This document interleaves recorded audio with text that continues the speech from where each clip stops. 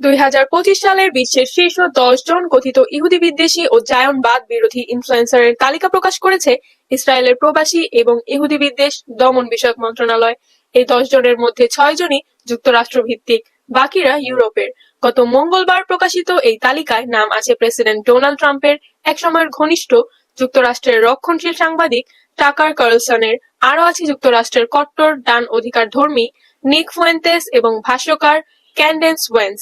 সুইডেনের তরুণ পরিবেশবাদী অধিকার কর্মী গ্রেটা থুনবার্গকেও তালিকায় রেখেছে ইসরায়েল।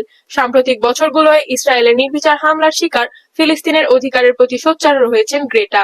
তালিকার শুরুতেই নাম রয়েছে মার্কিন ইনফ্লুয়েন্সার ড্যান বিলজেরিয়ানের, এরপর রয়েছে গ্রেটার নাম। তালিকায় আরও নাম রয়েছে ফিলিস্তিনি বংশোদ্ভূত ব্রিটিশ নাগরিক সাংবাদিক আবদেল বারি আওতানের, মিশরীয় মার্কিন কমেডিয়ান ও টিভি উপস্থাপক বাসেম ইউসেফ, মার্কিন লেখক ও ইমাম ওমর সুলাইমান, ডেনিশ চিকিৎসক আনাস্তেসিয়া মারিয়া লোপেজ এবং যুক্তরাষ্ট্রের জনপ্রিয় ইউটিউবার ইয়ান ক্যারলের নাম আছে এই তালিকায়। ইসরায়েলের সরকারি প্রতিবেদনে এই 10 জনের বিষয়ে বলা হয়েছে, তারা আনুষ্ঠানিকভাবে কোনো রাজনৈতিক পদে নেই, নিজ নিজ দেশের সরকারকেও তাদের কোনো পদে নেই, তবে তাদের উল্লেখ সংখ্যক অনুসারী রয়েছে। প্রভাবের মাত্রা এবং সম্ভাব্য ঝুঁকির নিরিখে এই 10 জন ইনফ্লুয়েন্সারের নাম তালিকায় রাখা হয়েছে।